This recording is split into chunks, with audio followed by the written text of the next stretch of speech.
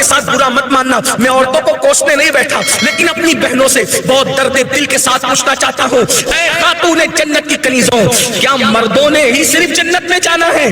عورتوں نے جنت میں نہیں جانا؟ تمہاری محرومی کی حد ہے میری بہنوں کہ تمہارے قدموں کے نیچے جنت ہے۔ اللہ کے رسول فرماتے ہیں الجنت تحت اقدام الامہات، جنت تمہاری ماؤں کے قدموں کے نیچے ہے، لیکن ساتھ ہی حضور نے یہ بھی فرمایا کہ میں نے جہنم میں سب سے زیادہ اگر کسی کو دیکھا ہے تو عورتوں کو دیکھا ہے۔ آج بیٹیوں کا حال یہ ہے، اب بیٹیاں قرآن کہاں یاد کرتی ہے، اب بیٹیاں حدیث کہاں یاد کرتی ہے، اب بیٹیاں دین کہاں پڑھتی ہے؟ یہ تو گانے سنتی ہے، یہ تو سیریل دیکھتی ہے، یہ تو فلمیں دیکھتی ہے۔ اللہ اکبر! قوم کی جو بیٹی بالغ ہونے سے پہلے سیریلوں میں بھاگنے اور بھگانے کے مناظر دیکھے گی، قوم کی جو بیٹی جوانی کی دہلیز پر قدم رکھ کر فلموں میں زنا کے مناظر دیکھے گی، پھر وہ گندگی نہیں کرے گی تو کیا کرے گی؟ وہ جرائم نہیں کرے گی تو کیا کرے گی؟ اے خاتون جنت کی کنیزوں، جب جب اللہ کے دین کو تم پیٹ کے پیچھے ڈالو گے تمہیں رونے کو مزدور نہیں ملے۔ اور آپ جانتی ہیں یہ سیریل اور گندی فلموں کا نتیجہ ہے کہ بچیاں کسی اور کا ہاتھ پکڑ کر چلی جاتی ہیں، معاشرہ اس کو دھتکار دیتا ہے، پھر وہ ایک دو بچوں کا باپ بن کر کے اس لڑکی کو دھوکہ دے دیتا ہے، پھر جب وہ لوٹ کر آتی ہے تو نہ ماں باپ قبول کرتے، نہ بھائی قبول کرتے، نہ خاندان قبول کرتا ہے، اور وہ ظالم تو دھوکہ دے ہی چکا ہے۔ علم کی بات چل رہی ہے، رسول اللہ کی نواسی، جس طرح سے امام حسن کے کان میں، امام حسین کے کان، قرآن اگر کسی نے کیا ہے تو وہ سیدہ زینب پاک کی ذات ہے۔ صرف 7 سال کی عمر میں سیدہ زینب نے حافظ قرآن کیا تھا، آپ قرآن کی حافظہ تھی۔ اللہ اکبر!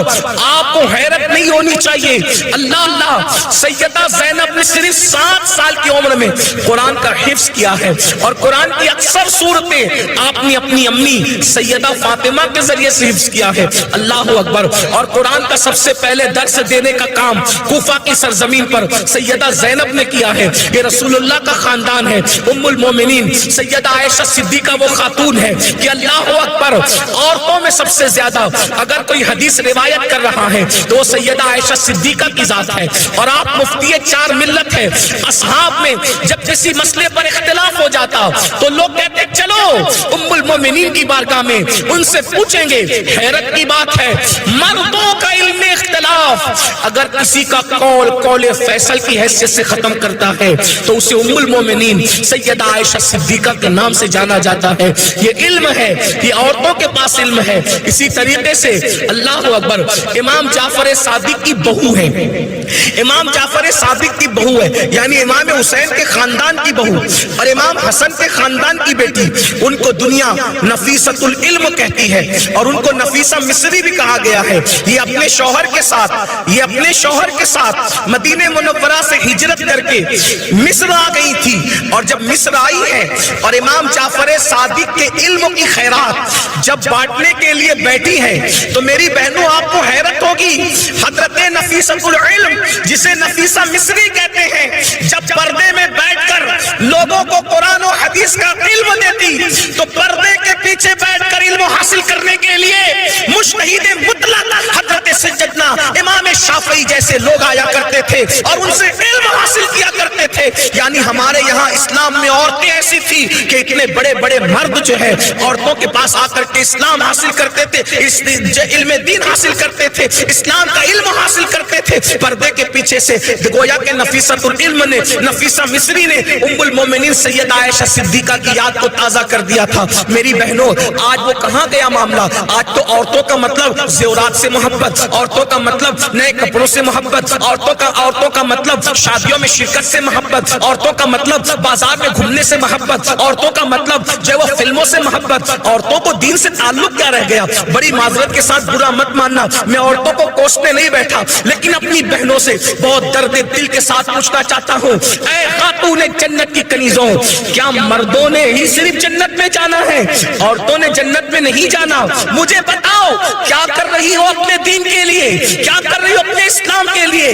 تمہاری محرومی کی حد ہے میری بہنوں کہ تمہارے قدموں کے نیچے جنت ہے۔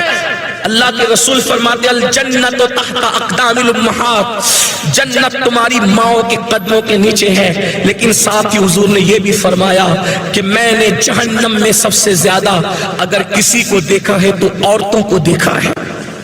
مجھے بتاؤ، آج نماز سے کوسوں دوری، مذہب سے کوسوں دوری، اس لیے جامعۃ المصطفیٰ کا قیام اس لیے عمل میں آیا ہے تاکہ بھولے ہوئے سبق کو یاد دلایا جا سکے، بھولے ہوئے سبق کو یاد دلایا جا سکے، بچیوں کو علم کا زیور دیا جا سکے، بچیاں علم حاصل کریں، پرانا دور دہرائیں، پرانی تاریخ یاد دلائیں۔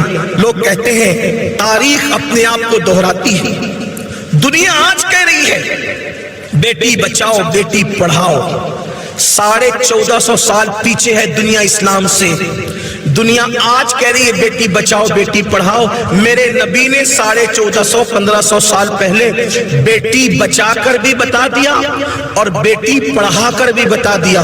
اللہ کے رسول نے بیٹی بچایا تو ایسے بچایا کہ بیٹیاں ان کے آنے سے پہلے زندہ دفن ہوتی تھی، مگر ان کے آنے کے بعد بیٹیوں کو دفن نہیں کیا گیا بلکہ بیٹیوں کو ماتھے کا جھومر بنایا گیا۔ اگر آج دنیا میں کوئی بھی مذہب کا آدمی بیٹی چومتا ہے